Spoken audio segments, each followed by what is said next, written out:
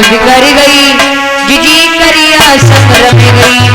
हाथ मेरी बात बिगड़ गई, जिजी करिया संग रम गई।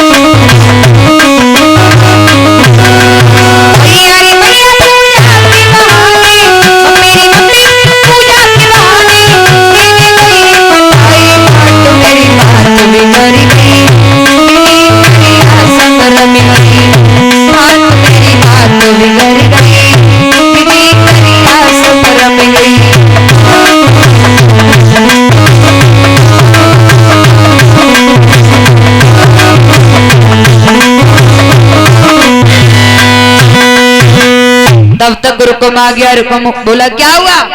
भैया कालो कलूटो आयो, जीजू को हाथ पकड़ो, रथ में बिठाओ, ले गो। बोले ले गो। बोले हाँ। रुकम कहने लगा मैं समझ गया, मेरी बहन को ले जाने वाला उस ग्वाल का हमारा कन्हैया के अलावा कोई नहीं होगा, कोई नहीं होगा। अब आज लगाई और ग्वाल का हमारा, अब तक तू माखन चुराता रहा, आज से तूने लड़कियां चुराने का धंधा खोल लिया।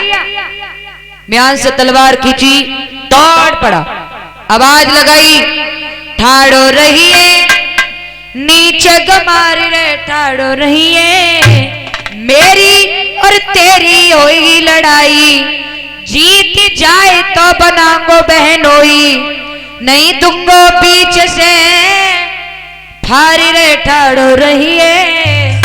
सोई भगवान ने रथ रोक लो, कहने लगे आइए आइए साले साहब, आइए आइए, तुम्हारा ही इंतजार है। हाँ रुक्मिणी कहने लगी प्रभु आप कमजोर हो, मेरा भैया जबरदस्त है, आपको मार डालेगा, भाग चलो। भगवान कहने लगे रुक्मिणी चुपचाप रथ में बैठी रहे, देखूंगा तेरे भाई को। रुकुम आया, भगवान में रुकुम में घमासान युद्ध हुआ। अंत में भगवान ने रुकुम को जमीन पर पछाड़ दिया।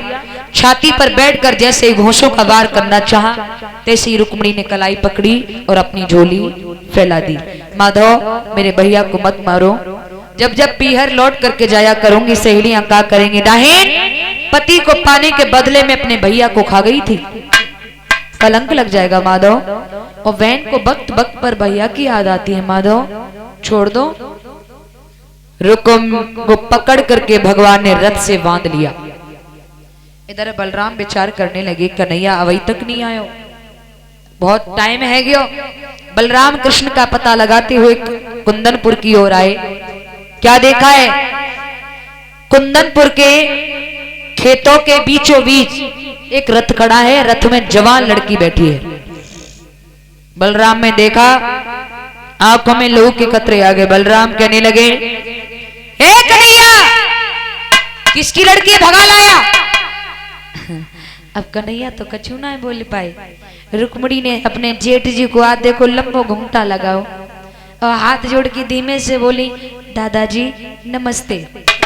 बलराम कहने लगे लड़की गंदी जवान से दादाजी कह रही है, हमसे बाप के कुल में दाग लगा के आई है।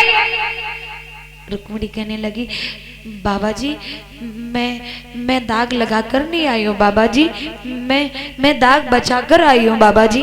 क्या मतलब? दादाजी मतलब ये है मेरा भैया मेरा विवाह अपने साले के साथ कर रहा था दादाजी, आप ही बताइए ना भला मैं कैसे चली जाती। ओ ये बात है, चल देखूंगा तेरे भाई को। तब तक भैया शिशुपाल दंत वक्र की सेना आ गई। बलराम कहने लगे कन्हैया तू रुक्मिणी के पास रहना, मैं अकेला ही सारी सेना का संहार करूंगा। बलराम हल फंसाते, मूसल की ठोक लगाते, अकेले ही सारी सेना का संहार करते। उसके बाद बलराम ने घूम करके देखा है रथ के चारों ओर, तो कहा देखो रथ के पीछे लड़का बंधो। बलराम कहने लगे कन्हैया ये लड़का कौन बांध रखा है तूने? कन्हैया हंस के बोले भैया जी तुम्हारे बड़े भाई साले साहब हैं। बोले क्या मतलब? बोले हाँ भैया यही तो अपनी साली के लिए रुक्मिणी को विवाह रहे थे।